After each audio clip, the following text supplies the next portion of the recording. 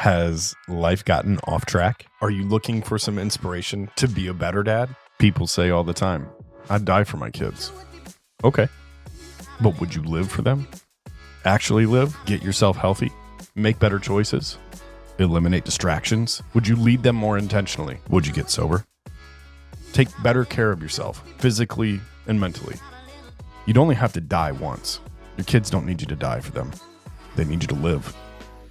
Have you thought about getting sober, but you just didn't know where to start? If so, welcome to the Domestic Dad Podcast, your go-to destination for candid discussions on journeys into sobriety, parenting, and personal growth. I'm Nick Barnett, founder of the Domestic Dad Project.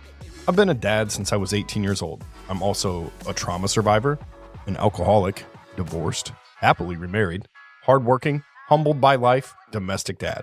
On this podcast, you'll find interviews with people who have walked that path, including myself, coaches, mentors, and pastors who can help guide you on your journey. You're going to need resources and inspiration. You can find that here. This is the community for you to lean into so you can start living life as a domestic dad. So let's grab a mop and start cleaning up the mess.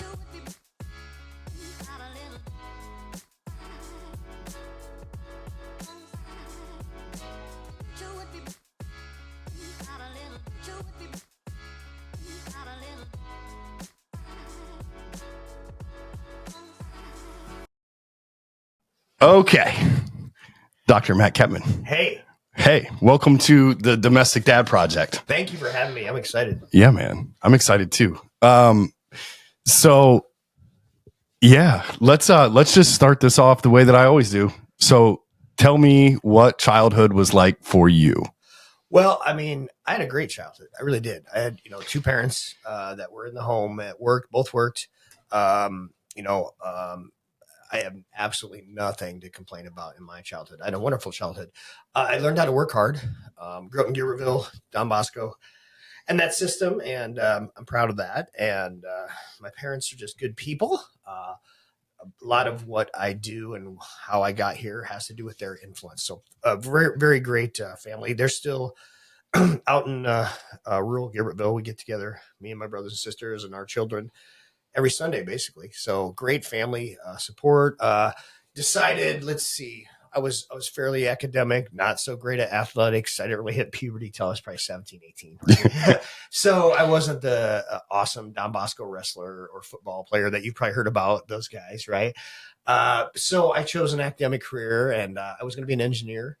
I kind of liked math and science, and then got a full ride to Marycrest University in Davenport, which didn't have engineering. Okay.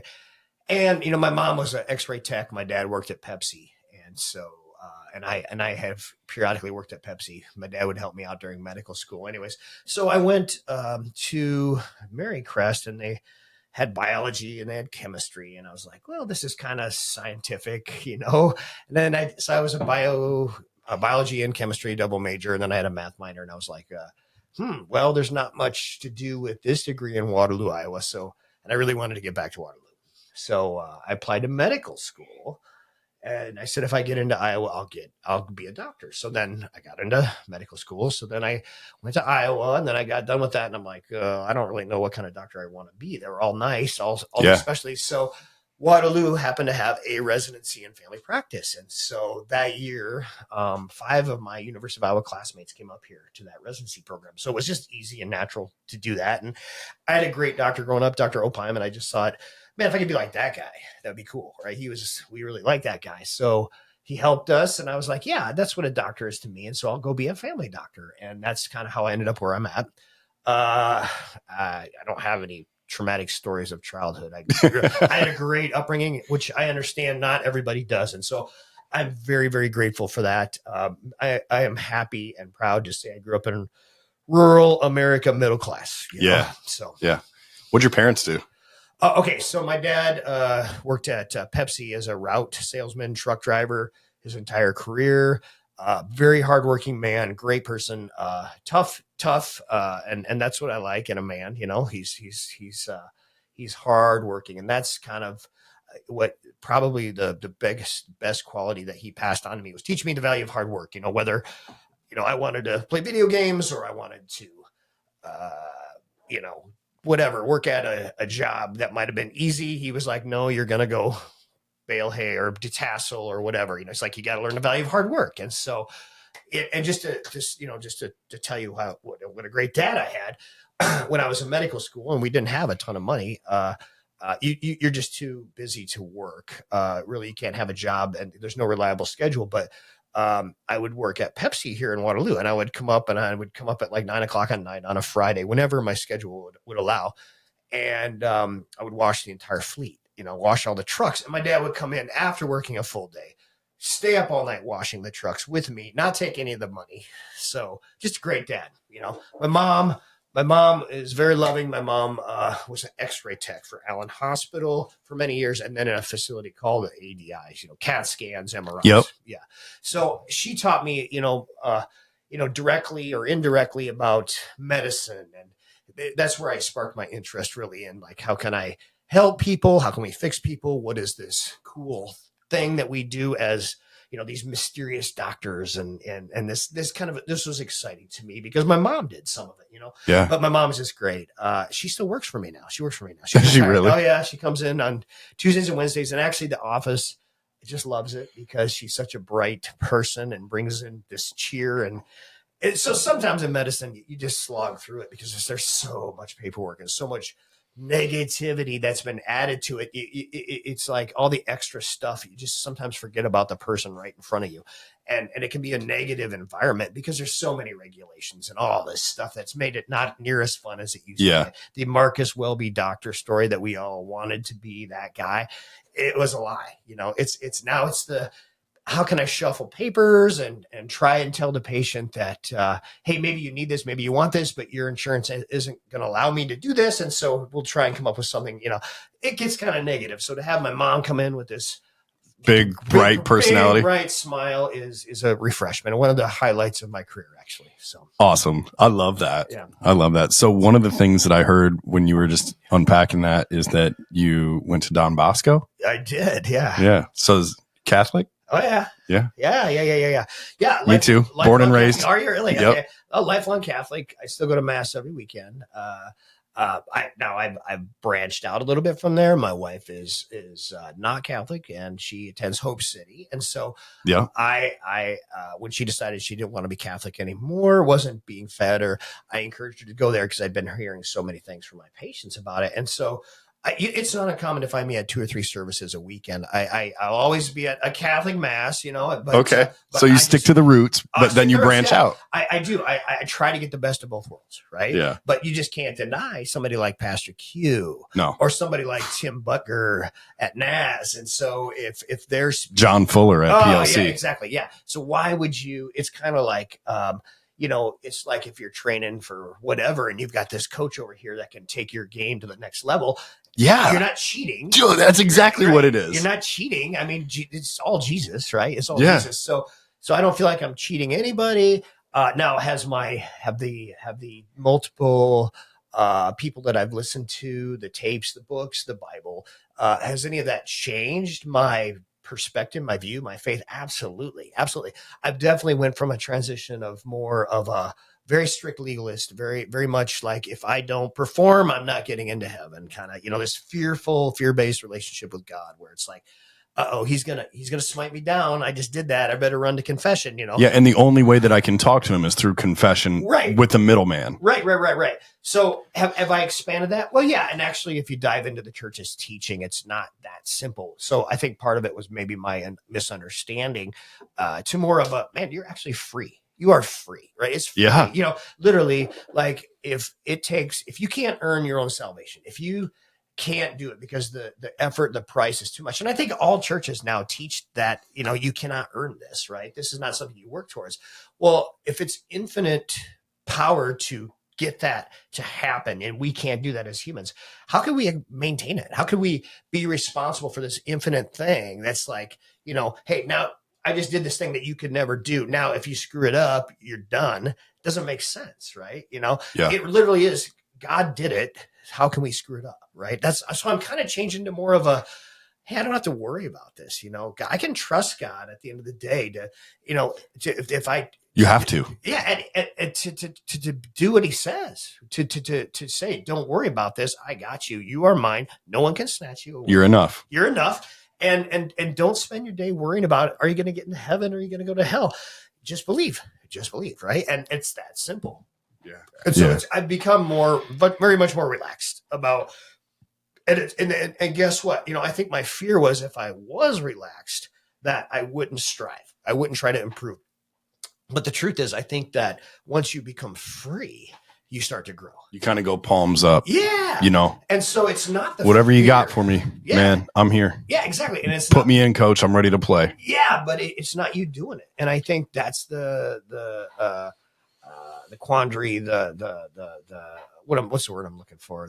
The irony, the irony is good. Catch-22 of, hey, if we don't feel like we're not enough and not good enough and always pushing and always trying to be better, we're going to slack. But the truth is, no, you're empty if you're always that way. Yeah. You really need to relax, let him fill you for good things to happen. Yeah. So I'll tell you what, that was a huge thing for me. We, my wife and I think this will tailor into our conversation here in a little bit, but back when I was drinking, my wife and I, we decided that we wanted to get pregnant again, right? Yeah. We had our first, and we were like, we want to do this again. And, I think that the alcohol and the things that I was eating was a major factor in where, like, when you talk about motility and counts and things of that nature, you're a doctor, you get that stuff. Yep. So what you're eating and what you're drinking and what you're putting into your body was actually diluting our ability for fertility. Now, so there's the scientific end of it. But when I got sober, the fog that was on me about my faith and where I was at in my life really started to dissipate and clear out. And my connection with God got a lot stronger. Oh yeah.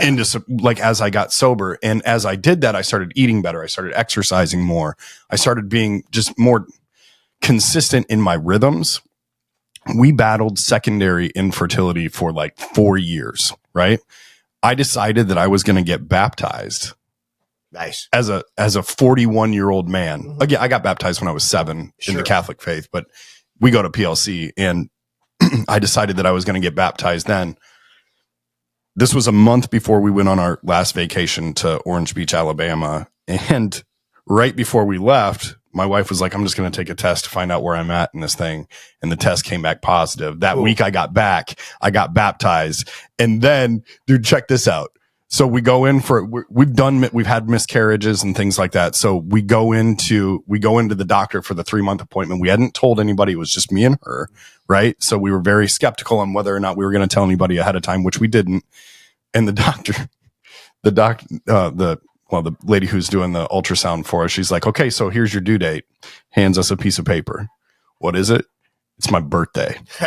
So if that's not a gift from God for getting clear, getting connected, dude, that's. I love that. I love that. See, I'm very much, my wife says I think too much about signs and the way stuff, but it's like when there's a miracle, it's like you can't ignore it. Dude, and they happen every day, so I love that story. I love that. Yeah. So I don't know, man. I think this conversation is going to play into some of the health stuff, and I kind of want to start unpacking some of that. So 100%. Where do you want to start? First of all, we met through John Church he was my Christian life coach, still is, great guy. But he kind of introduced us, and we actually were both at this expo. I was doing a speech on testosterone replacement and hormones and some of the alternative thinking that I promote when it comes to your hormones, as opposed to the traditional medical education. And you were promoting this podcast. And so that's where we interacted. But I think a lot of your listeners, and the reason I reached out to you or you reached out to me, I think a lot of your listeners would be interested in the current status of nutrition. I think there's a lot of things that we can talk about that they may or may not be asking their doctor, or their doctors may not be telling them about, different things that I want them to hear. And I'm sure you all have, I'm not going to slag on any doctors whatsoever. These are just things that I've learned that I thought I want to get out there. And so maybe it's a conversation that you can have with your doctor that may be a lifesaver, maybe a game changer.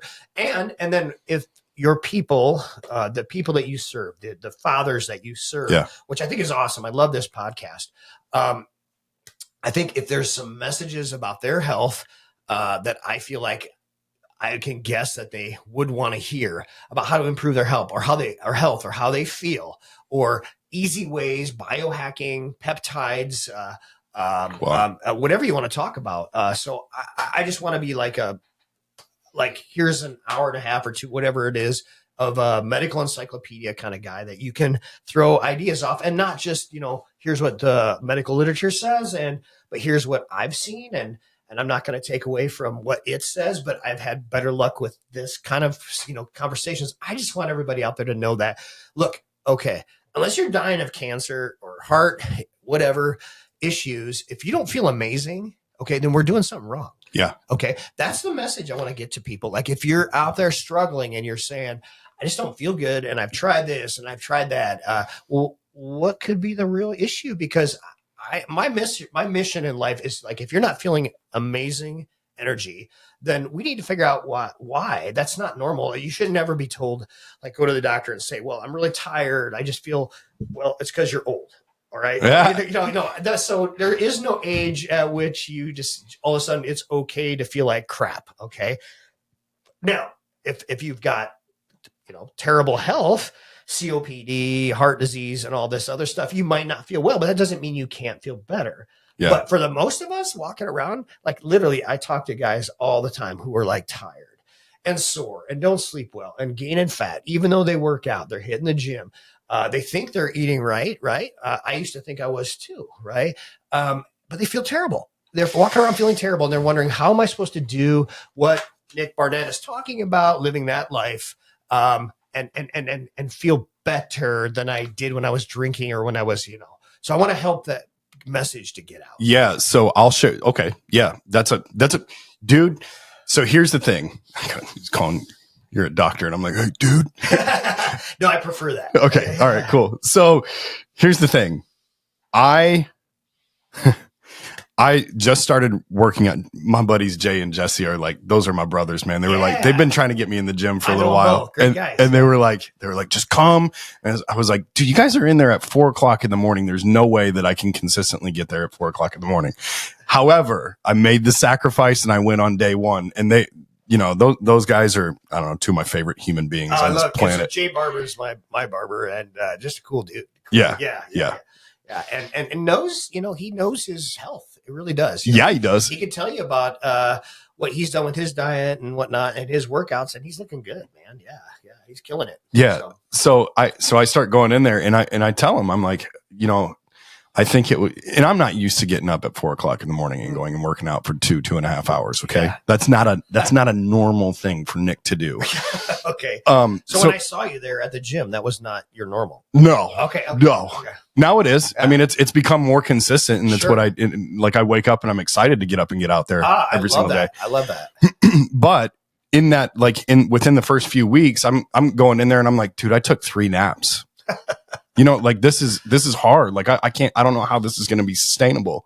And Jay goes, he's like, hey man, he's like, have you ever had your testosterone checked? And I was like, no, should I? He was like, yeah, but like, how are you eating? And I was like, well, I eat like a guy who works out for 2 hours a day and has whatever he wants throughout the day. And he's like, so there's some issues with that. And I've gone on good diets before, but I don't think that like a diet is sustainable forever. 100%. And if you want to talk about obesity and weight loss today, I would love to just get one message. If you guys just remember one thing, there was a big study a couple of years ago, and it looked at 14 diets. I think it was like 100,000 people. It was somewhat of a meta-analysis, looked at several studies. 100% everybody can lose weight for a couple months. Nobody is able to sustain that for a year. Right. So diets over and over and over again, we have proven they don't work. So why are we spending billions of dollars doing Weight Watchers and all this stuff? And that, in my opinion, and I do a lot of weight loss. I do help a lot of people with weight loss. In my opinion, that is because that anything restrictive to something fundamental that you need for your body, like eating, anything restrictive is going to deplete your willpower. right? And we're not God. We don't have infinite willpower. So, Right. so literally you are just, every time you say, no, I'm not going to have that at McDonald's. No, I'm not, you are just saying, I'm a little closer to giving up. Right? Because you're using willpower. So it really has to be about habits. It really does. And you can't make not eating carbs or not eat whatever your diet is, carbs, low carb, keto, or calorie restriction or fasting. You cannot really make that a habit. It's willpower. And so you really, I promote people, get into healthy eating. Rhythms. Rhythms. Exactly. Rhythms. Get into what I'm not going to eat. What am I going to aggressively pursue? Like I want to eat healthy stuff. I want to get full on healthy stuff. I want to get full on protein. I want to fill up on water. I want to get these things that make me feel good. So I eat less of it without using willpower. Yeah, but at some point throughout the month, I'm going to have a mental break and I'm going to smash a sleeve of Oreos. That's going to happen. Please do. And feel okay about it. Just know that but once you might change your mind after we do a deep dive today. If we start, you might change your mind after you find out. You already kind of know, but it really comes down to when we talk about weight, and let's just be honest, okay? Americans struggle with weight and obesity more than any other industrial nation in the world, right? And what is the difference? Are we just all fat, lazy people? Like, do we just inherit? Is it all video games? Some days I feel that way. Dude, I'm fat and lazy. Why can't I get off the couch? Well, I agree. I 100% agree. But literally, we are ingesting, without knowing it, thousands of chemicals that we didn't sign up for, that we didn't say, hey, when I bought this, whatever cookie or whatever processed food, I didn't just want the flour and the sugar that went into making this. Please give me preservatives, pesticides, herbicides, microplastics, and you just down the whole, literally chemicals that it seems like we know less about these things than we do about even like the COVID shot or something, right? So we're literally, the game's rigged against us in the weight loss world. And so I do believe that at least part of why America has a huge weight problem, a metabolic problem, an obesity problem is because of the poisons in the ultra processed food. I think if America did not have ultra processed food, look at us, look at before ultra processed food. Obesity 100 years ago was so rare that if they found one, the person would be in the circus. That's a true thing. And you think about how people ate back in the day, right? Or like, if you want to say 100 years ago, like we hunted for our food, right? And we got to eat like straight from the source, right? We didn't have a whole bunch of factories producing, to your point, preservatives, packing a bunch of flour into things. Right. Men and women ate because they went out and hunted or they farmed. Exactly. And that came from the soil. Yeah, 100%. And so it was really, as we started to get into how do we make more, bigger, better, faster profits in our food, that we came up with things like, ultra processed sugars or ultra processed flours or seed oils and these kind of things, to the point that seed oils are the number one source of calories for many Americans now. And so now all these things that we weren't necessarily made to digest are the majority of what we digest. And most of the stuff that we want, direct to plate, direct from farm to, with no chemicals, no middlemen, nothing even from the time that seed is planted, no pesticides, no herbicides, because literally a lot of these things are acting like estrogens. Okay. So we're boosting our estrogen in our men with things like microplastics, with things like pesticides, things that boost and change our hormones. And so I live this life, like literally work out all the time, make no gains whatsoever, try and change your diet, not really knowing how to, in America, get away from all that stuff. And you're literally fighting, hormones. You really are. And so it's almost impossible. Yeah. There's been a lot of documentaries and I've paid attention to some of these where, just think about it, like the chicken farms, they've injected so much hormones into those chickens to process them through. And then also, if you're not, I think one of them, I don't remember the name of it, but it was like, we can't stay in business because of the regulations. Correct. And in order to keep up with the regulations, we have to put so much bullshit into these chickens to the point where it's completely unhealthy. They can't even stand up. No, because we grow them so fast. It's the system. Even if you're an American farmer who wants to do, just straight to plate, organic, however you want to do it, the financial incentives are against you to do so. I mean, our whole system is set up to achieve processed food on our plates for quicker profit. Don't even get started about, the health inequities. And like, if you can't afford food, then there's no way you're getting clean food. I mean, we've made it so that our processed food is way more affordable than our good food. All right. And so the DAC is literally stacked against us. So the first thing I want people to understand is that maybe it's really not your fault that you're struggling with your weight. Maybe it's really not, maybe it's just our society, because a lot of what you eat is illegal in other first world countries, like in Europe. I mean, me, full on disclosure, I love Diet Mountain Dew. I just love it. It's an addiction of mine. Okay. It's probably Oreos for me. Yeah. It's probably my last vice. Okay. I mean, have you seen the comparison chart of like how much sugar? Oh yeah. Is it like they take it and they monetize it down like to just sugar inside of it, like each one of these different things. Yeah. And like water is 0. Right. And then on the opposite end of the spectrum is like a Diet Mountain Dew, and it's like a whole bag full of sugar. It's insane. Right. So literally, if there's one takeaway that I want you to get from nutrition 101 here today with you, is that sugar is the devil. Right. Yeah. So sugar and ultra processed sugars and these kind of things that, just even like cane sugar, right? This kind of stuff, it really is a bigger cause of any sort of heart disease, inflammation, chronic illness type thing than fat. Even though we thought for many years that fat and meat and red meat and if we dive into that, you're not going to get it in any history books, but listening to places where I think the real news is now is podcasts, right? Yeah. The unfiltered, unpropaganda type news.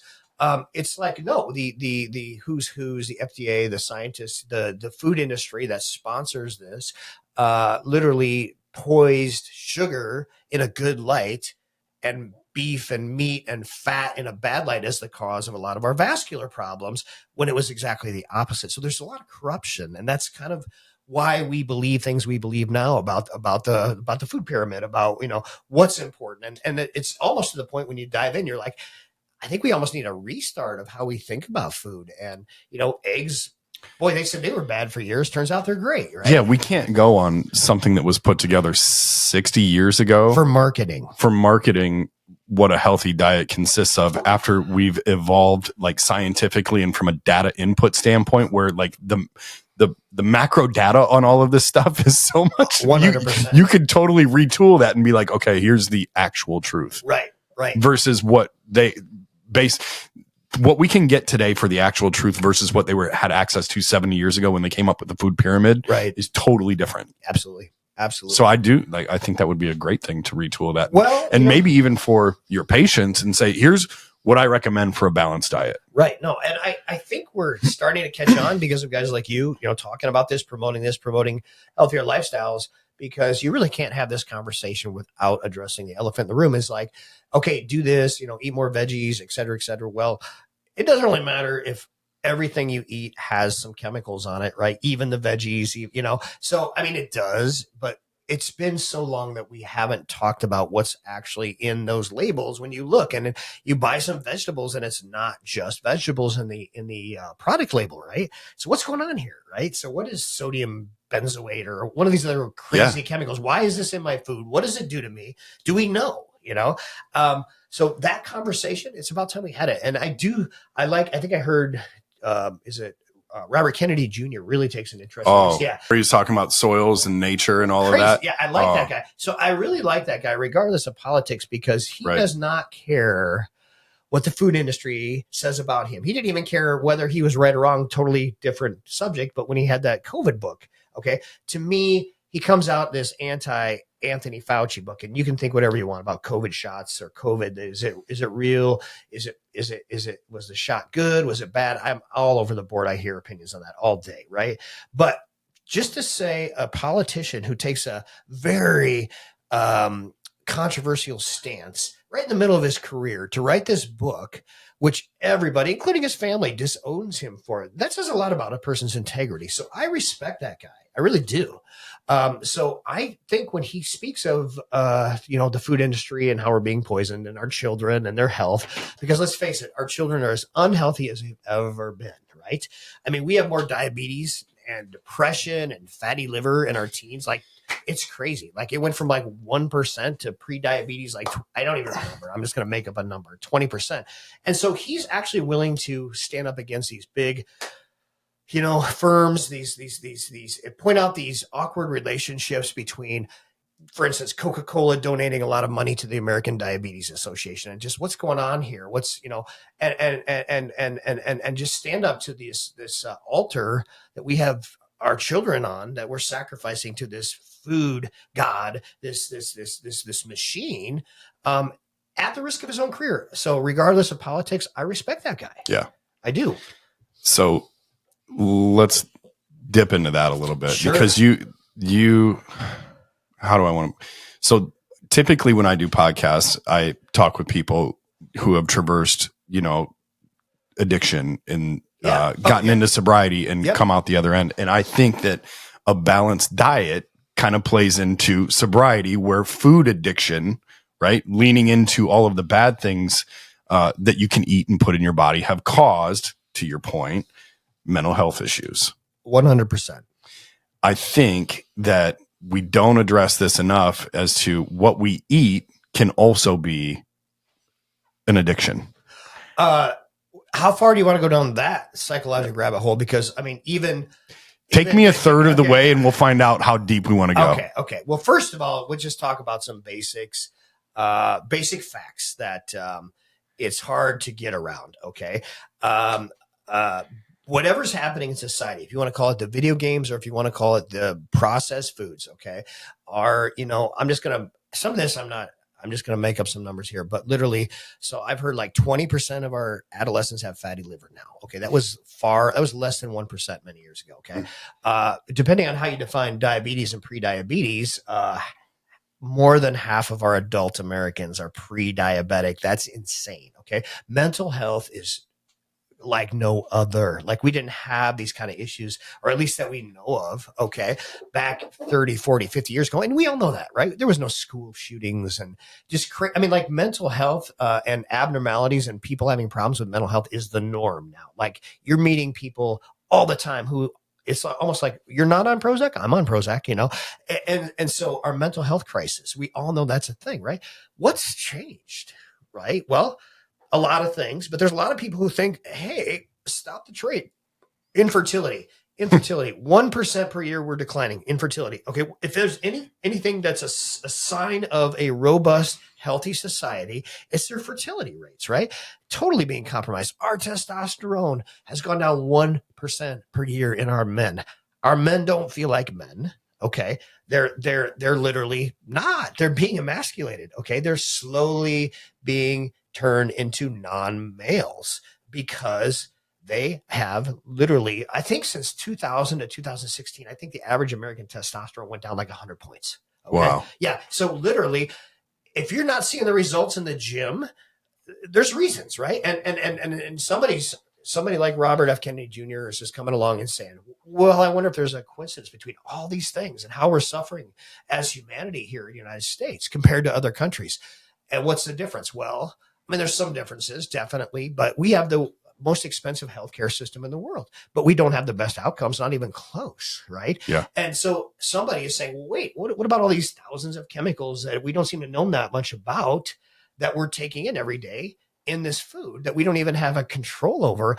Literally, like, it's so deceptive. Even if you try and read labels, I just heard the other day that if a cow or a piece of meat is grown in another country and shipped to America, they can say, take the package off, put processed in America. All they do is repackage it. And now it's officially okay to say made in America.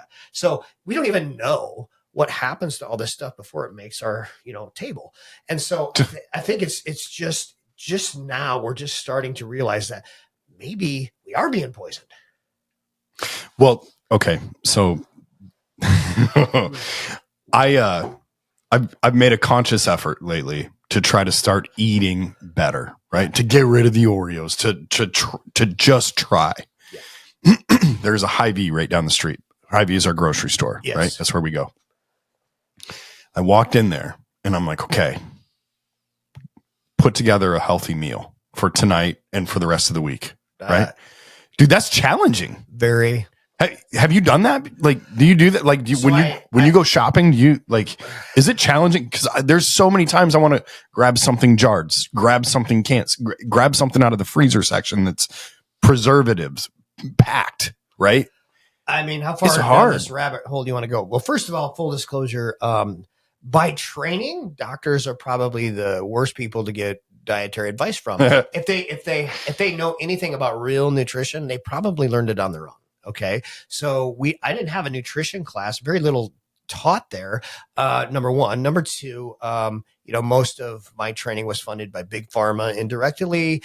Most of the dietitians, a lot of their training, I've heard is sponsored by the big food groups, and where does that come from? Well, I mean, some people say that the big food groups are actually mostly owned by places like Philip Morris and RJ Reynolds. These cigarette companies are the ultimate owners of some of these. I mean, like, I guess in the 80s when we were going after them for cigarettes really are bad, they started buying up food companies and moving some of their scientists into that process. Like, instead of getting people addicted to instead of tobacco, let's figure out how to make food cheaper, more expensive, more addictive. Now, is that true? How far do you want to go down the rabbit hole? I mean, that's something you can look up yourself. Okay. So this process of asking me what's the right thing, I can't even tell you. My wife knows way more about nutrition than I do. And she's actually opened my mind because as medical doctors, we're very arrogant about that. When I was in medical school, like if you were to come to me with a patient that was, having all these struggles and in any way suggest that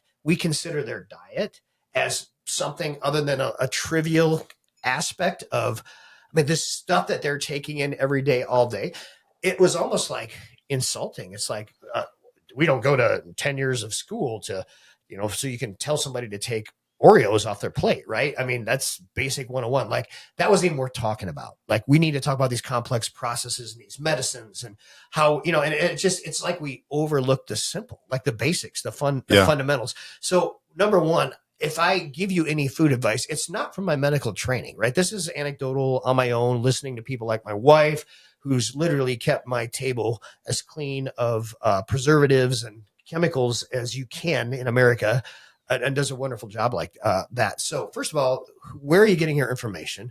Very difficult to sort out who at the end of the day is telling you this and why, and if they're correct. Because even as looking at all these books on nutrition, it changes. Like literally it changes. Like keto is bad, keto is good. Eggs are bad, eggs are good. Carnivore is bad, carnivore is good. All these different diets, vegetarians and vegans, amazing. And now maybe they're having some health issues. And it's like, what do you believe? So I can tell you from experience, I've tried the keto diet.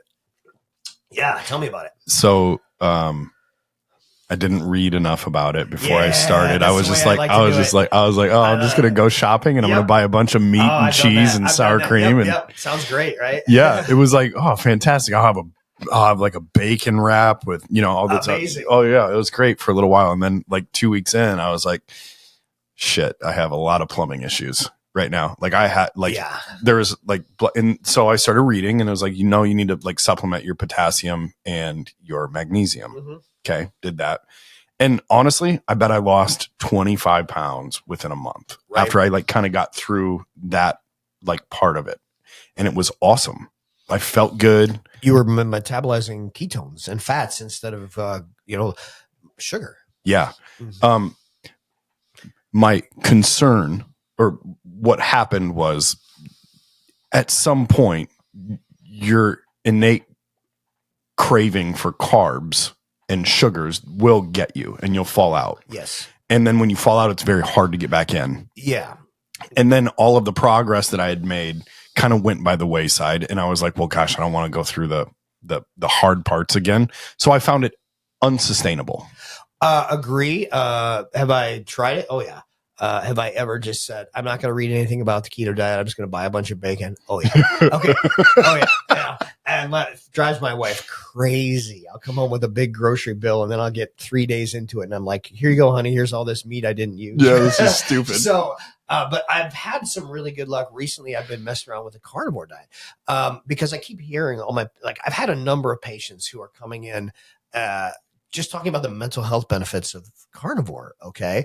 And so like, you ever heard of Jordan Peterson? Okay? Oh yeah. So he's been on the carnivore diet for 5 years, and he says it changes mental and physical health more than anything. Now he's strict. He is literally like lamb and beef only. But that is unsustainable to me. The best I've found and what I'm doing currently is Dr. Saladino. It's Carnivore MD. You can look it up, but he promotes mostly meat, but he allows honey. He allows dairy, and so he allows fruit. Okay. And so it's a modified carnivore. It's not going to be as rapid of body change as meat and water, obviously, where you're in ketosis, but it makes it very tolerable for me to have some berries and cream at night with a little bit of honey in it. It's almost like ice cream. It hits my, so that's where I'm at now. And I have to say, I do feel mentally and physically better on this diet, but the people that I've talked to are like night and day difference. And that's what Jordan Peterson says too, like carnivore. But I've heard the same thing when people go vegan. I've heard that they feel a lot more clear, a lot more, more motivated, more energy. But, anymore, like you were talking about sobriety, I used to like beer too. Right. But just get to an age where it's like, I'd rather feel good in the morning. Right. It's just not fun. It's not worth it. And I'm at that age now where I'm interested in any sort of biohack that I can do that's going to make me 1% better. That's going to make me, just a little more energy to get through the day.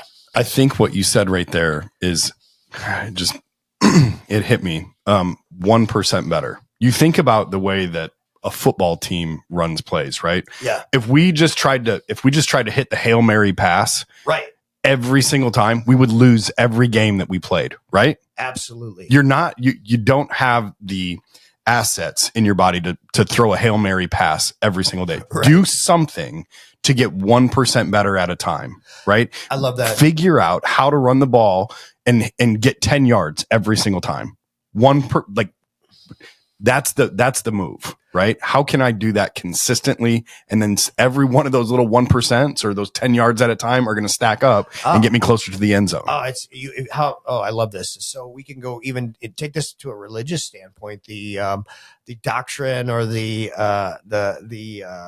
idolatry of self-improvement. Okay. It's like, I'm going to get myself better by just going all in, doing this crazy diet, starting Monday, New Year's Eve, here we go, you're going to fail, right? Yeah. If we could get over that, our addiction to need to do these radical changes and then radical change and failing, if we could actually take lessons from compounded interest, take lessons from our investing partners, that recommend, hey, the value of time, the value of small change over time. So literally, think about this, 1%, every week, 1% every week, that's 52% in a year, right? Yeah. So who wouldn't love to be 52% better in a year as opposed to multiple 100% changes that didn't work, right? So what is a 1% that you can take away today that will make a difference in your life? There's tons of them. Okay. So literally just health hacks, I'm going to eat 1 apple a day for the rest of my life, starting the habit this week. It's going to take some of the space in my gut and a little bit less Twinkie, a little bit less Oreo, right? Yeah. Little things like that. 1% things change everything. Yeah. And I'll even tie that into sobriety. Yes. Like I tried to make the Hail Mary pass so many times throughout my life, right? Like I was like, gotta get sober. Right. Failed every single time because I tried to go too hard into drastic change. Now, the last time that I did it, I stayed sober, right? And that's because of all of the attempts that I had made and knowing what I could do and what I couldn't do. Yes. And, eventually, like you do make that drastic change. But it took me all those tries, all those data points to understand if I slip here, I'm done. If I slip here, I'm done. Sure. It's like you had to learn the moves. You had to figure out how to navigate that puzzle in the dark, if you will. You know what I mean? Yeah. And know where the turns are in order to get through it perfectly. Well, and even if you want to transition into sobriety and addiction, I'd love to speak on that. So even your mind's got to change. You can't do it. You really, most people can't just stop. Okay. Most people, they have too much of a messed up relationship in their brain with a substance, with any substance. You want to talk about alcohol, nicotine, whatever. But literally when you try to, by the nature of addiction, when you try to limit it, when you say, I'm going to cut down to just the weekends, all of a sudden it becomes the most valuable thing in your life. All of a sudden, when I could have it at any time, when I could just drink whenever I wanted, or when I could just smoke whenever I wanted, no value, like no big deal. It's just part of life. Okay. It's kind of like that. What did I hear that one time? Sex and air are, they're the most important thing in the world when you're not getting them. Right. Right. Okay. But when you're getting it, it's no big deal. You take it for granted. Right. Same thing. If you all of a sudden make alcohol or any chemical a little bit less accessible, so I'm going to restrict it, in your head, it becomes 10 times more valuable. Like, I'm looking forward to Friday night. Well, now it's going to be more difficult by cutting back. It's going to be more difficult to quit because you just said, this is so good. I can't wait till Friday night. I'm going to hit that buzz or whatever it is that you're searching for. And now you've went 3 or 4 days without it, or same, I guess with sex, same with about anything. You restrict, where you hold back this kind of food, and then you have that steak. It's more amazing. In your head, it's valuable. You have not learned that it's not valuable at all. You're not learning that it's a poison. So even restricting can actually work against people trying to get off of a substance like alcohol. So yeah, I totally get you. But you have to, what's actually happening is that are you getting more in control of it? No, you're growing. Okay. You're growing. You're understanding. You're learning a little bit. I look at it as building a muscle. Absolutely. You're learning that life is, because I think one of the major ways that addiction works is fear. Okay. People who are addicted to whatever it is, and everybody alive is addicted to something, right? Just psychologically, I'm addicted right now to getting up in the morning, right? My wife told me I had to, I hope so. I love getting up at 4:30 or 5 and going to the gym. And so when my wife tells me I need you here tomorrow, I'm like, I'm like in withdrawal. I can't do it. Like, I'm addicted to getting up at 4:30 or my day's not going to go right. Yeah. Okay. So addictions across the board. Okay. We all experience them, but I think fear is what keeps us away from making progress away. Fear that life without that, I don't know what that looks like. That's scary, right? I don't know what a sober life looks like, and I don't think I could do it. It seems to me that this addiction, part of what it does is it creeps into our head and says that you really can't live a normal life again. That's not for you, right? You are literally going to be nobody without, name your substance, alcohol. You are literally going to be bored 24/7, a miserable life. You feel after 1 or 2 days without your substance. That's how you're going to feel the rest of your life. And so you get these miserable drunks. Okay. These are people who quit 10 years ago and they're still, I wish I could have a drink. They're suffering. So that's not the way to get around it, right? Yeah. You're literally, I think the most successful people getting sober, the most successful people giving up a substance are the people who finally, at some point, God gives them the clarity and they realize that, hey, this stuff's actually making my life worse. There is no better. That's just a trick. That's literally like when I talk with smokers, okay, and I talk about quitting smoking, okay? So literally, you live in this place, okay, where you think that when you take a hit of nicotine, that you're getting an edge over everybody else. Like, your normal is right here. I get a little buzz. I'm thinking clear. I get a little energy. So you think you've got an advantage. Okay. But what you don't know and what you don't remember is, no, you're getting back every time you take a hit of cigarettes. You're living under where everybody else is already living. So they're at a 10. You get hooked on nicotine. You're living at a 7 and you're constantly trying to get back to where everybody else is. So you're not chasing a high. You're chasing feeling normal like everybody who's not addicted is. So it's literally I don't want to say that word. It screws with your mind. I won't use that swear word. Okay. But it screws with your mind literally to make you think that everybody else is bored. Everybody else has a lame life. You've got an advantage because you're getting this substance that gives you an edge. Yeah. But it's literally, you're just trying to get back to where everybody else lives and where you used to live just fine without any substance. That's how addiction works. One of the books, one of the authors that I like to recommend for people who are struggling with any kind of addiction, I like Alan Carr. Okay. So I recommend some of my patients go check him out. He literally helps you. It's easy way to quit smoking. Alan Carr's easy way to quit whatever substance. He's got, I think, a drinking. I think he's got, food addiction, caffeine. Literally, he reframes addiction in your head to make you understand that, no, you were complete before this substance. Yeah. Does that make sense? Yeah. No, it does. It's 100%, 100% accurate. And I think what you said at the end there, you were complete before this, is what everybody misses because they've gotten so ingrained in their head that they need that to be them. I mean, it would be so easy to quit any substance and go through with the withdrawal, even the nastiest substance in the world. But the addict's brain isn't like, it's not like so you take somebody who's addicted to alcohol, they're looking at the heroin addicts and saying, those poor suckers, it would be so easy for me to quit because obviously heroin's bad for you, but your brain is poisoned. So even on the level of understanding that your life would be better without this substance, it's compromised. You can't even generate the will because you don't even believe it. Most addicts that haven't quit generally don't believe, bottom line, that they will be better off when they get rid of the substance. They don't believe it. Yeah. So let's switch gears a little bit. Sure. And talk to me about TRT, testosterone, and how you see that factoring into day-to-day life for guys. 100%. I think, or anyone. I think it would, to understand the state of where we as a society are at with testosterone replacement, I think it'd be best to start basically with my personal journey. Okay? Yeah. So in medical school and up until just a few years ago, honestly, testosterone replacement was something that bodybuilders did to cheat, right? Yeah. This is something that's doping. If there's an Olympic athlete doing this, I remember, there was an MMA fighter who tested positive, so admitted to TRT, and he was arguing that this is what he needs for his day-to-day happiness and health. And everybody, his opponent was like, now he's a cheat, right? And so I grew up really and learned really with the establishment that, and most of the medical societies and establishments still believe that testosterone is not necessary in most people to supplement, right? But that has changed a lot for me, and I'm starting to see why. So literally, how did it happen for me? Well, I've got a partner. I've got Evolve Aesthetics, and it's in addition to my family practice.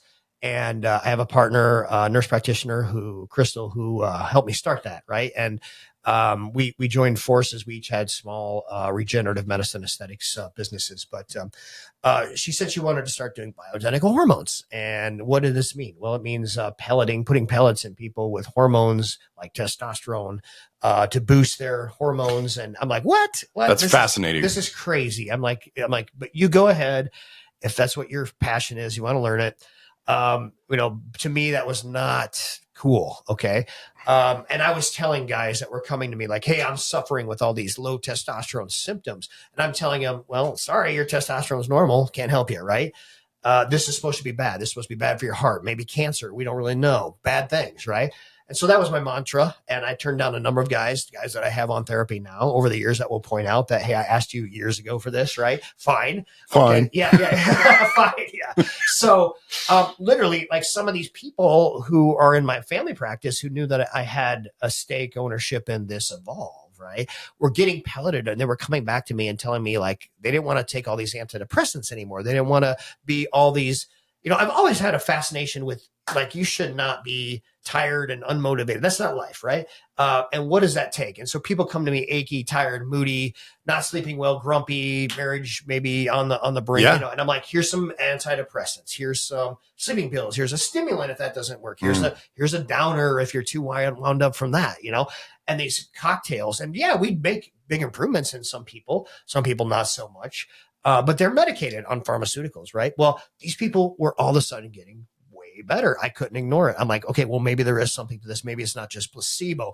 Well, is it dangerous? Well, and I just started kicking around in my head. I'm like, well, wait a minute. How can a middle-aged guy, and I'm not, please do not take this as anything moral or political. This is just a statement of my opinion and my fact. I was struggling with how, when the trans thing started to become bigger, how can this testosterone replacement hormone stuff be okay for an adolescent girl, female that wants to be, wants to transition to a male? How can that be safe and okay there, but not okay for the guy who's 50, who's tired, achy, irritable, marriage on the brink, just feels lost, feels like, depressed, anxious, can't sleep, sore, just working out all the time, but not making any gains. Exhausted all the time. How can it not be okay for that guy? Right. And so I just started kicking it around in my head. So is this a healthy thing? Is this not a healthy thing? Is it healthy for some? Is it healthy for others? Well, then I went and I just had it done myself. I said, I'm just going to do it. So I got pelleted. Okay. And wow, I just felt so much better. it changed me. It changed who I am. I'm down not because testosterone makes you lose weight, but literally I started feeling like taking care of myself. First time, right? First time in many years. I said, let's go to the gym more. Let's worry about what I eat, because there's something to be said about when you're working out an hour, 4 or 5 times a week, and you're just look the same after years. What's going on? Is this fair? Well, then I had my mind blown when I realized that as a society, we have the lowest testosterone rates we've ever had in an industrial nation, as men and as women, in history. Okay. And that people started telling me, now I have never verified this. They started telling me things like, hey, our parents had twice our testosterone levels. Look, and these are lectures, that I started paying attention to. Look at pictures of the beaches in the 60s and 70s. Look at it now. Like we've all seen these memes, like this guy that was the fattest man in the world in the early 1900s now that's just common now. Right. And now we start seeing all these things we talk about, this obesity, these mental health issues. Right. And then I started diving into, well, why is it harmful to replace this? Or why is it, and when you change it from this is everybody's fine to, and this is a hack for cheaters, to no, everybody's not fine. We've had our testosterone levels taken away from us. We've had because of the poisons that we eat, because of all these chemicals added to our food, not a sedentary lifestyle, all the things that have happened. We are literally walking around with a testosterone deficiency epidemic. Okay. And when I started to feel better, my sleep got better. I started to have interest in libido, sex drive again. Yeah. My energy got better. Who I am started to change. My confidence got better. I felt good. Like I didn't, my workouts started to actually work. My body started to change. My wife, who was against me doing testosterone at any point, and I had tried there's a bunch of over-the-counter stuff you can take, and it never, if anything, it made me moody and angry. It never really did much. When I finally got on testosterone pellets, my wife changed in response to me, and our relationship changed, and our marriage changed, because who I was and who I was bringing to the relationship 100% changed. I said, I got to go train on this. I went, I learned about it. My philosophy is 100% changed. And now where I used to come from is completely different. I used to say, like, here's the range, 260 to 900 of testosterone. I wanted to, let me unpack that real quick. So when you started, there was no deficiency in your testosterone from a medical standpoint. Okay. So in terms of that, like that range. So I was, good question. So the majority of people I treat don't have a low testosterone. Okay. So a lot of people are going to their doctor, they're getting checked. You don't have a low testosterone, insurance isn't going to cover this, right? Yeah. Or you don't need it, right? And literally, let's say the cutoff is 260 to 900. So literally, you're walking in there, 259. Okay, I'll treat you. 261, I won't. Oh. Okay. So what does that mean? So I had to unpack that too. So that's a range. That's really where like 95% of guys lie. Okay. It doesn't mean below that is bad or above that is bad. There's plenty of guys under 260 who don't need any testosterone because they feel amazing. Okay. And there's guys who exist over 1,000 naturally. They're playing football, whatever they're doing. We don't castrate them to get that level into the range. Right. Right. So this is a normal range. So in my mind, it was like, okay, you're living at 350 or whatever my value was, lower end of the range. Okay. And you have all these symptoms, right? How do we not know that 10 years ago you weren't 800, right? And still in the normal range, but suffering. And why would I deny you that? It's not like sodium. It's not like potassium. Literally, if you come in the hospital and I'm taking care of you, and if your potassium goes under 3.5, I'm concerned. I have to get that up right now.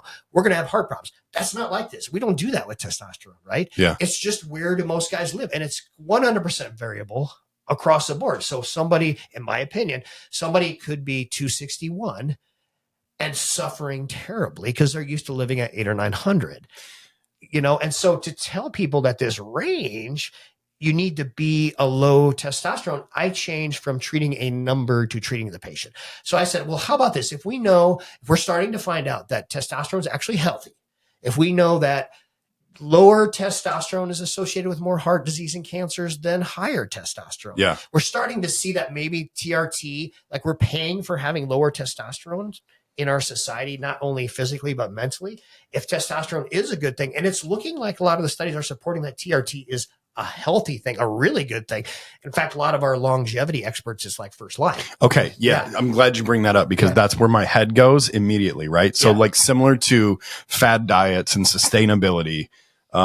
First of all, okay. Number one, and I don't want to like unpack like pricing and things else like that, but like here's if insurance doesn't pay for it, like first of all, then you're paying out of pocket, right? Yes. Okay. So, and then number two, longevity. Is this something that you as a medical professional would recommend long-term stay on this forever? And what are the repercussions of using it and then turning it off or getting to a point where you can't afford it and then having to turn it off? What are the risk factors? Great question. Well, if we're going to just talk all in TRT, okay, testosterone replacement therapy. When we talk about hormone replacement therapy, women or men, there's a number of hormones we can talk about. Thyroid, vitamin D B12, vitamins, estrogen, estradiol. But the workhorse for men and for women is testosterone. Yeah. Okay. So that's really what we're talking about. So I'm just going to talk about testosterone. Perfect. Okay, for women and for men.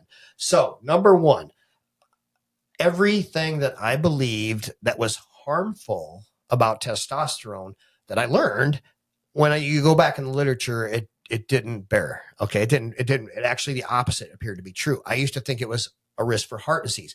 Recent study. This is not alternative literature here. Recent study. Giving testosterone to high risk vascular patients with heart disease. Okay. These people took it for a number of years, recent study, and they didn't do any worse. Okay. So it appears not to be harmful at a minimum. Okay. Secondly, we know low testosterone is harmful. Okay. So we literally have this awesome population of people who have had prostate cancer, and we have to lower their testosterone because in theory, it helps prostate cancer not grow to lower it. Okay.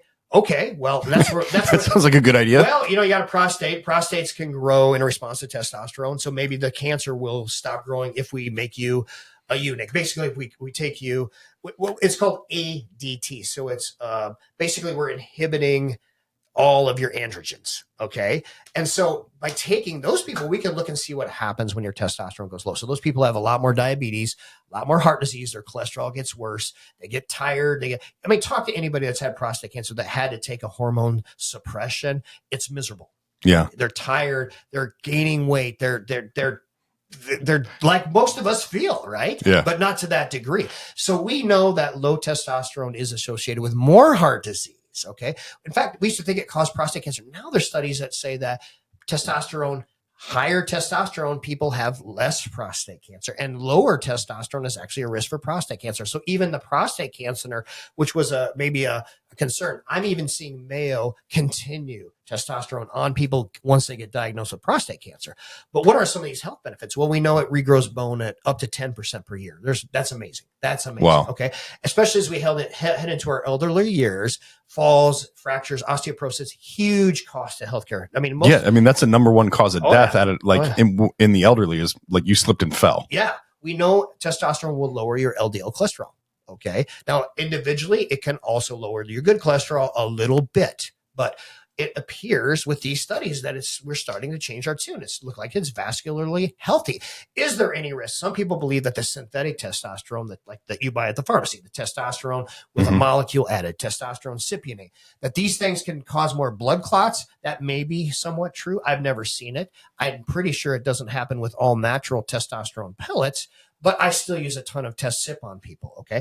So it appears to me that everything is starting to change. We're starting to see that testosterone is healthy for longevity. Okay. And I bear that out, not in any study I'm doing, but the people that I treat with testosterone are noticeably healthier. Okay. They're slimmer. They have less fat. Okay. They're way more motivated. They have way less need for antidepressant type medicine. Yeah. Their marriages are thriving. Okay. Especially if you get men and women who have forgotten that it's normal to desire each other. Yeah. And not this constant fight of I'm not interested, but I have to do it or my husband's going to get angry, which I think a lot of your guys probably are living. To actually see a couple, for instance, I witnessed with myself and my wife, who were both on testosterone now. Neither of us are ever going back to go from a very on the brink. I mean, we were never going to divorce because we just love each other that much. And we're such good friends. Good Catholics. Yeah, well, exactly. Well, I am. My wife's not, right? So she's not Catholic. So yes, I would never get divorced even if I hated her, right? It's just because I always believe that's not what you do, right? I mean, Jesus literally says we don't like divorce in the Bible, right? But to go from the person that could think like that to no way, because we're so intimate and she desires me and I desire her, that's the way it was actually supposed to be back in the garden or even back in the last 100 years, blows my mind. I am a witness to the miracle that God had when he designed men and women to love each other. Okay. So what you're saying, and what I'm maybe correct me if I'm wrong, but the foods that we've incorporated into our diet, the things that we have started consuming have lowered our test. And when you incorporate the TRT or the testosterone back into the diet, the desire for sex grows and we can have healthier marriages. I would say they normalize. Okay. Yeah. All right. There you go. I believe that. That's me. That's not the industry, but I believe, bringing in the Christian standpoint here, I believe that the current status of 50% Christian, non-Christian of divorce rates in America, I'm throwing out there, maybe it has something to do with our lower testosterone, which comes from the food. In poisons. theory. Yeah. All at the price of cheaper food, right? And more addictive food and profits. Okay. So how far down the rabbit hole you want to go? Because did Satan have something to do when he attacked the family that he was going to get processed? Did he know that? I have no idea. But listen, all I know is on a day-to-day basis, I've seen multiple marriages, because literally you might hate each other and you're never having sex and you're just holding on. What does it look like? I'm not saying sex is the answer. I'm not saying forcing sex against your will is the answer. I'm not even saying that testosterone is for fixing your marriage. But I've seen a number of people, especially when both couples get on it, when their desire is restored, how much it improves the relationship. You can't imagine. I mean, imagine that if you went from one of these relationships where there is no desire whatsoever to both partners now interested in each other, how much easier it is to talk about the bills when you're not sexually frustrated. How much easier is it to agree on parenting when you don't have significantly. We don't have this agenda in the back of your head is she doesn't really love me because she's not giving me sex, and all he wants me for is sex because I don't want it, and he doesn't understand because I birthed his children. And no, how about, why do I not want sex?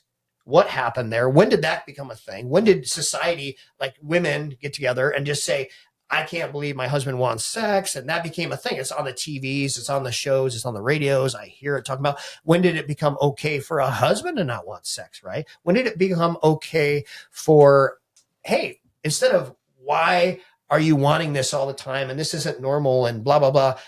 Wait a minute, take a step back. When did it not become both of us wanting it? Right. That's actually a sign. Like libido is a measurement of health, right? Of physical health, mental health.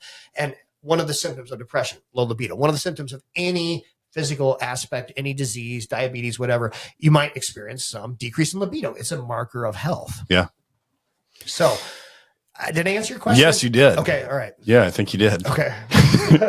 Nailed it, so to speak. Yeah. So do I promote testosterone for everybody across the board? No. There's definitely some people who don't need it. They feel great. Yeah. Why would we do something when you're killing it? You don't come see me, right? Yeah. You have a balanced diet. Yeah. You work out. You do all the things that you need to do. You sleep well at night. You're not struggling to get. But basically, what is testosterone for? Is there longevity benefits? I believe so. Absolutely. Is there health benefits? I believe so. If somebody came to me and said, I have done all my research, I want to be on TRT just because I think I'll live longer, have less heart disease, less Alzheimer's, blah, blah, blah. I've done all the research. I don't need it because I feel great, but will you put me on it because I know the health benefits are there?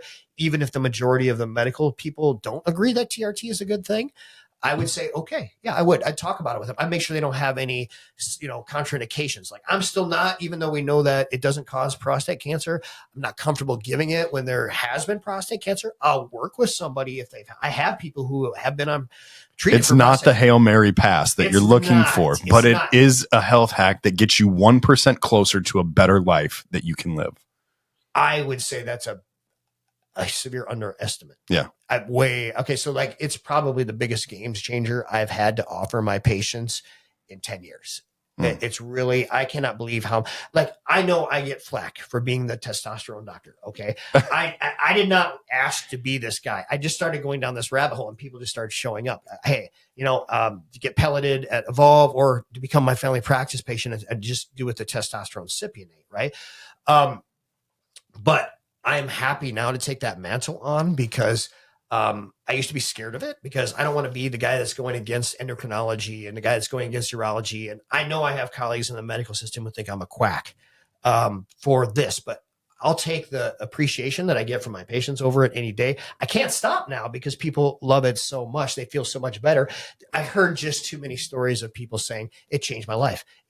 I was lost, and now I don't want to say I'm found, but I'm not Jesus, but and testosterone is nothing like what Jesus can do for you, but it literally has restored so many people to health and how they were able to get off this and the individual journeys. I predict in 5 to 10 years, everybody, either they're going to change the food, okay, or many will have people on testosterone 80, 90% across the board on adults because we're just finding out more and more positive things. There's still a lot of people in the medical industry who disagree with me, and that's fine. I think that's fine. I was there. And maybe they'll never agree. It's not just me. It's a movement, right? But I invite that. I invite anybody to question that. I have papers. I have studies that I believe. I have a lot of anecdotal stuff, lots. And I would bet that every single one of your listeners has at least heard of someone who's gotten testosterone and how much better it made them. But go ahead and ask. Yeah. I am all about having tools in the tool belt to have a better life. And I think from what I have heard today, that it is certain, as a guy who has not used testosterone before, as a viable option to put in my tool belt, should I, want to try it?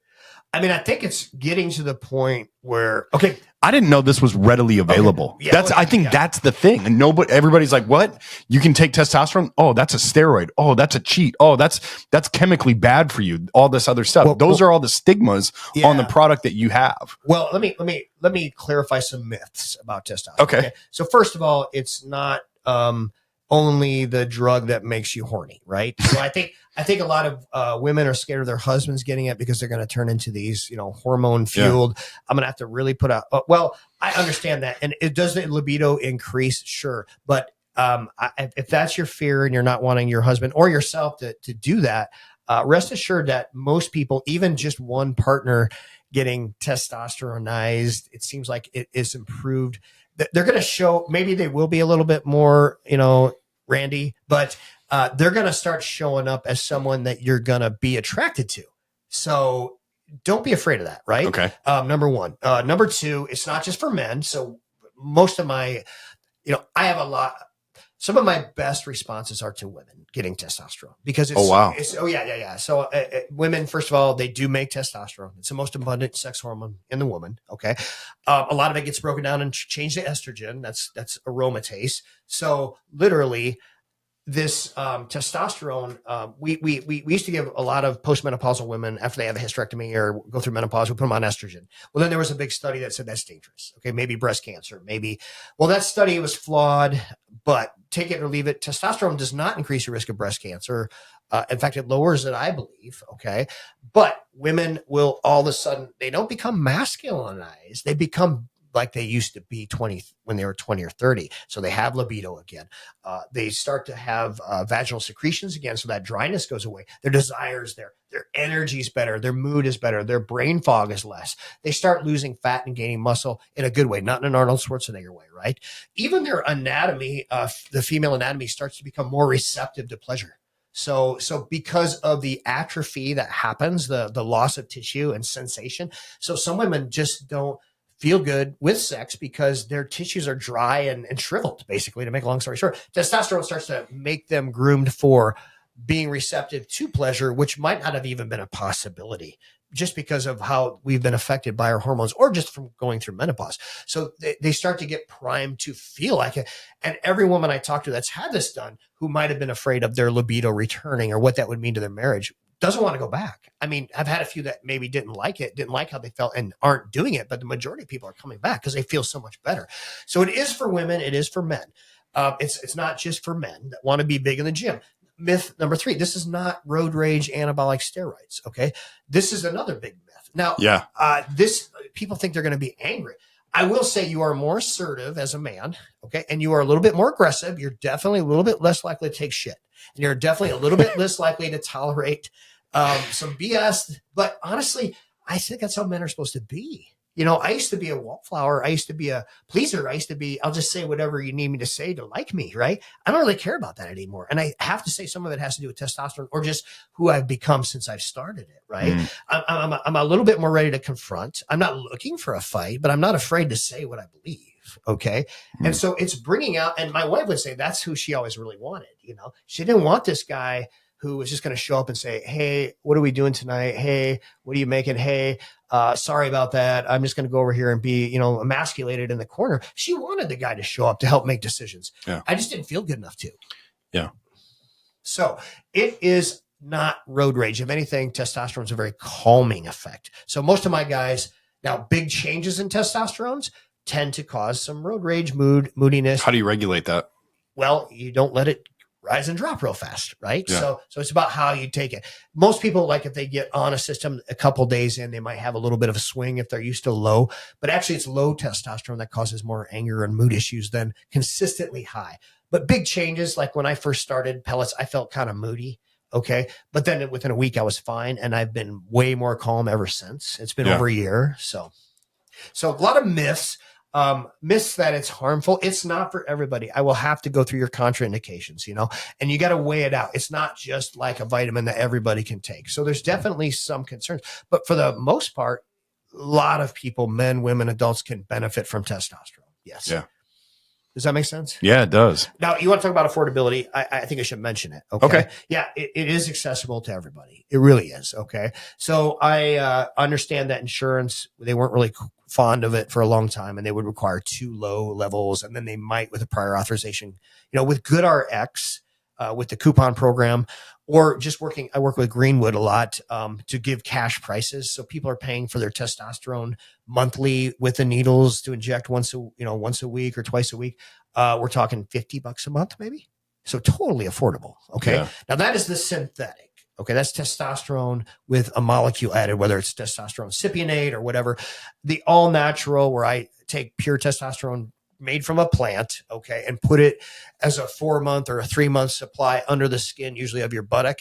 That just lasts for 4 months. The pellets, that's what the pellets are. So just putting a 4-month supply under your skin and every 4 months having that done, so you don't have to shoot yourself every month or every week. I mean, that's probably more in the range of a couple grand a year with blood work all in. But a lot of people choose that because it's all natural and they don't have to do the shots. And a lot of people choose that because, like, if you wanted me to give you testosterone cypionate to have that conversation, to go through and see if you're a quality or if you're a candidate, you'd have to become my patient. Okay. That's a controlled substance. Yeah. You can't see me for that and see Dr. So-and-so for your blood pressure. Like I gotta own that. Right. But at Evolve, where we don't really deal with insurance with this aesthetic center, you can keep your doctor and still come and get pelleted. It's a little bit more pricey, but the results, there's not so much up and down. It's literally 4 months or 3 months of a consistent level. And for, what's that work to? A couple grand a year, $200 a month to feel your best. Small price to pay, if you ask me. So I do think it's affordable for everybody. Certainly if it's low, a lot of times we can get insurance to cover it. Yeah. So cool.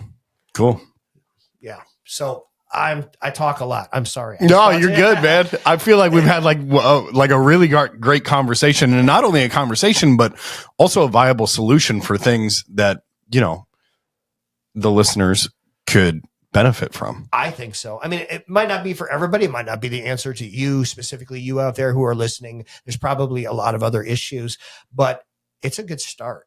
And feeling good is huge. Hey, if I'm okay. Yeah. I just don't want anybody to think it's the end all be all to your problems, right?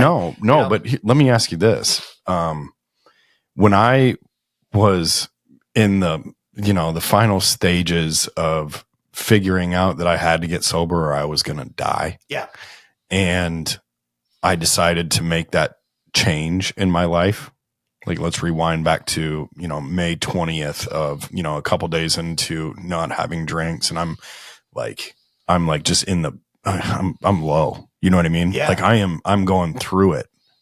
From a mental standpoint, from a physical standpoint, my body's detoxing. And I walk into your office and I say, I'm going through it and I am not feeling well. I'm more tired than I've ever been. I'm anxious. I'm this. Would you prescribe testosterone in that situation? I very well may. Yeah. I very well may. I mean, obviously you've got the bigger issues of getting rid of these demons, right? You know? But chances are, your test level is probably very low at that point. Yeah, alcohol suppresses, marijuana suppresses. I should probably talk about some of the natural ways to raise testosterone. Yeah, which I will. But yes, I very well may. Now, would I ever say that testosterone is a treatment for alcoholism? Well, there's nothing that shows that. Okay, but literally.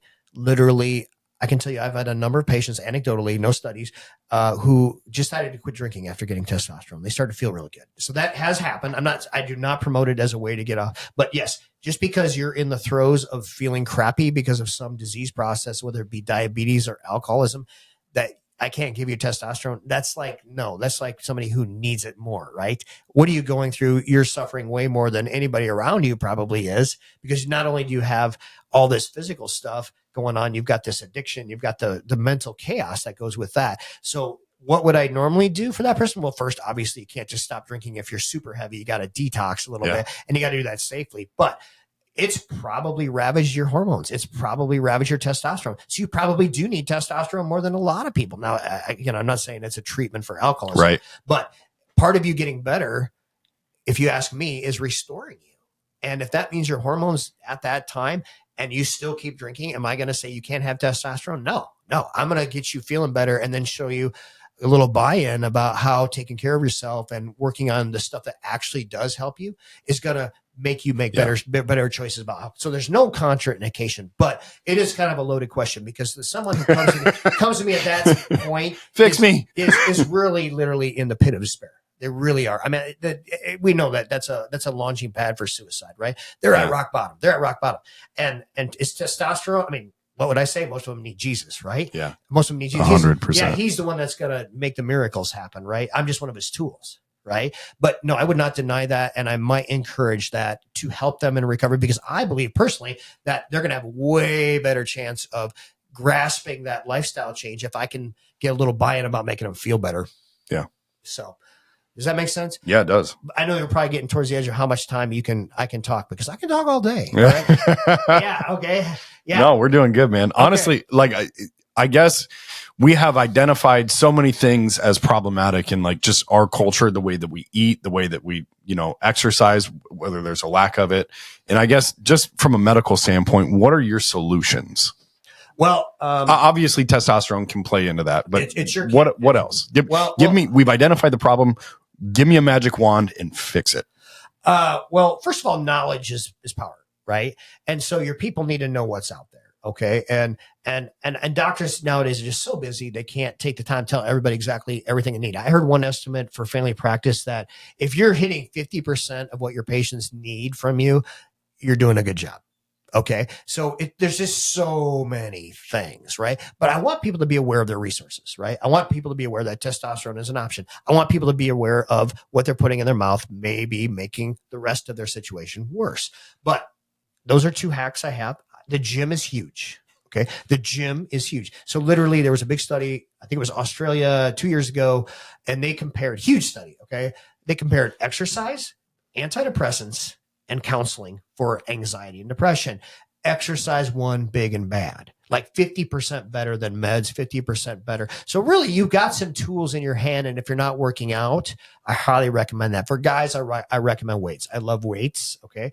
I think guys need on some level. I mean, maybe if you want to run, those are all good things, but I think that weightlifting is getting more and more credit for that it deserves for the type of exercise that you might benefit from, especially as we get older. We need less cardio. We need more strength and bone, strength, so we're not falling and breaking stuff as we get older, because that's a big risk. So exercise, diet. If you're hitting the gym, I There's a lot of longevity biohacks. I like creatine. I think that's beneficial. I think people feel better. I think they get better results. I think it's pretty safe unless you overdo it. Okay. But I think 5 grams a day or less is fine. I think a lot of guys feel better on creatine and get better gym results. Okay. I think sleep is huge. Okay. Yeah. I think sleep is the most important. So huge. Okay. So yes, but I also think that it's tied into what we eat. And so, a lot of the processed foods and some of those chemicals mess with our sleep, right? They mess with our hormones, which mess with our sleep, but sleep is huge. Like if you're not sleeping well, talk to your doctor. Because I think I've even heard some longevity experts say that if you had to choose between diet, exercise, and sleep, that sleep is king. Like that's how important it is, right? Yeah. So, but a lot of times if you're not getting sleep, it's because of all these other processes, right? There's something else going on with your health, right? So I think sleep is huge. I like, if you're looking for body hacks, biohacks, mental, I like sauna. Okay. There's a lot of good data on sauna coming out of Finland, Sweden and stuff about longevity, about overall well-being. I love cold plunges. Okay. I belong to 3 gyms, really, Rock and another one that is Mud Advertising. I just go there because my buddy. Yeah. But I also, they have a sauna in there. They do. I love it. They just put that in. Yeah, it's awesome. And then and I've done some speaking at Mud. He does a great job taking care of his people. But then Brian Wingert, the realtor, also has my gym, which is west of Cedar Falls Target Center. It's a private gym, meaning you're the only person there when you're there, so you have to reserve your time, but it's good because they have a cold plunge there. And so I'm doing a 42-degree plunge 4 or 5 times a week for 3 to 4 minutes. And I think there's a lot of data that shows that there's some health that it's starting to show, but you just feel good, so I like that. I like routine. I like making habits that you do every day. I like go to bed at the same time. I like getting up at the same time. Consistencies. I like eating some of the same things throughout the day in your pattern, right? I think spirituality is huge. I think none of this is really possible without God. I mean, you can flail along and do your best as a human, but probably the biggest changes in my life have all been Jesus granting me that change. So I think that's absolutely huge. And if you're missing out, even if you're not a believer, even if you don't want to go to church, just giving him a chance to help restore your life, I think can be a miracle. He's actually asks you to try him. I mean, so take your hands off the wheel and give it to God. So if you and I think if you were brought up in a really harsh religious background and you're done, you're burned out, you're not going back to that because you were in that puritanical family where they just whipped you. If you're going to go to hell, I think getting to know Jesus for who he really is, I think is a game changer, that it's literally nothing you need to do other than say yes.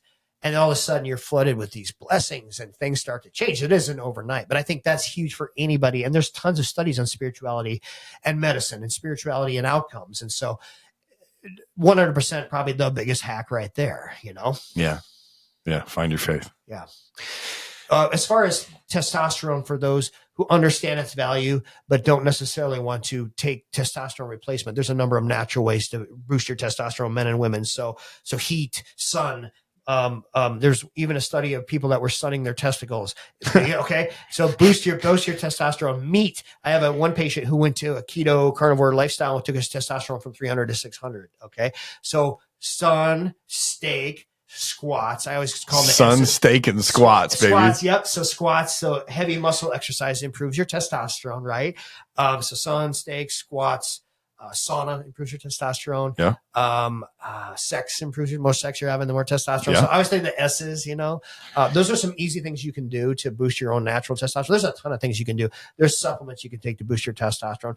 I would not advocate for anybody buying their own testosterone boosting supplements over the counter. I wouldn't advocate for anybody for using like these online doctors that are I literally have been having people come to me from those, and then some of them are good, but some people aren't getting the results. Some people haven't had their blood work checked in a couple of years since they started. So there's a lot of shady actors out there, and I wouldn't just buy some supplement that's a testosterone booster.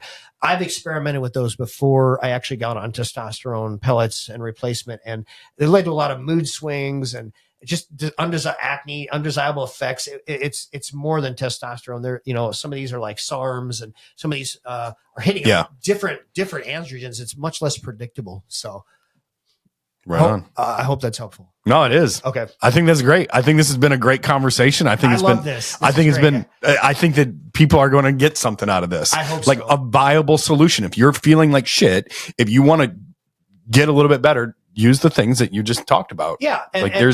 Or at least look to them and do some research and dive in. Yeah. Dive in. And honestly, I'll just talk about where I was.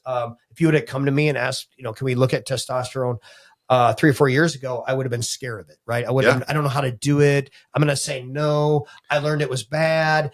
And so you have to understand that you probably have an awesome provider, an awesome nurse practitioner, or an awesome physician. But they may not be up to date and on what is new and current. So do your own research, do your own literature. You might even want to bring them information if hey, here's this article I pulled that shows, that testosterone is good for you or whatever, and just help them, because I think we're in a state of transition. I think we're starting to see, I could be wrong. And I think a lot of my colleagues will probably say I'm crazy. But I think we're in a state of transition where we're going kind of like Botox, where it used to be the rich and elite. Now like 20-year-olds and 30-year-olds are the biggest consumer of this thing. Yeah. It's almost like makeup now.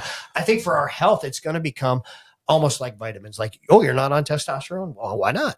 Yeah. That's my prediction. Well, my prediction. Yeah. To your point, everybody being 3 or 4 years behind. I mean, that's literally me right now. I had no idea of all the benefits that it had. You always think about it like risk versus reward, but Absolutely. What is the risk of not using it? Well, what kind of life are you limiting yourself to? Absolutely. And then there are health risks to the low testosterone state that America has achieved. Right? Yeah. But I just don't want it to be like, this is not my message whatsoever. I don't know anything more than the next doctor out there. All of the doctors out there, whether they tell you need testosterone or want or no, are usually good people who are in it to help you. And so I'm just saying that they may not agree with what I'm saying. And if you want help with that, I'm happy to help. But I do not want to slag on other doctors. There's a lot of them who think I'm absolutely crazy for pushing this testosterone. I think Dr. Kettman is wacko because he's pushing us testosterone on everybody. And I think that's too much. And that's fair and that's valid. And I do not want this to be I know more than them. I'm doing better than them. Nothing like that whatsoever. I just want to open the conversation. And if there are people who have different opinions about this, I'm happy to have that discussion. I'm just saying from where I've come from that I understand. And I used to be that way. And just what I've seen, I want to share that. So I want this purely to be not I'm better than anybody, but rather this is what I've learned in my personal journey in the last 3-4 years. Well, yeah. And hey, man, you are an absolute resource. Where can people find you? Well, so I've got a website I'm working on. It's kettmanmd.com. It's not as developed as I would like it to be at this time. Kettman Family Practice. We're right on Ridgeway. I've got the best team. It's incredible. I've got, I think there's a total of, what do we have now? 5 nurse practitioners that are handpicked because of how quality they are and how caring they are. And I'm very proud of them. I'm very proud of all my nurses, my front desk. I think we just have an amazing team there. And if you're not interested in switching your care or applying to switch your care, but keeping your family doctor, but working with me or us on testosterone, then you would come to my Evolve, my aesthetics and regenerative center, where we do some of the hormone pelleting and work with other doctors' patients all the time. We just do that for them. And that's over by ADI by Tower Park. So right on. Yeah. Right on. Yeah. Awesome, man. Well, thank you for thank you. This has been great. I love what you do for people. By the way, I just wanted to say I love your family. So your son's awesome. He's so rambunctious. I love that kid. That's amazing. So thank you for bringing me into your home. This is awesome. I love what you do. I think that you have a great message. I think that you're really, really one of the few people really trying to help people in this world that we're in. And so kudos to you. Thanks, man. Yeah. Appreciate you.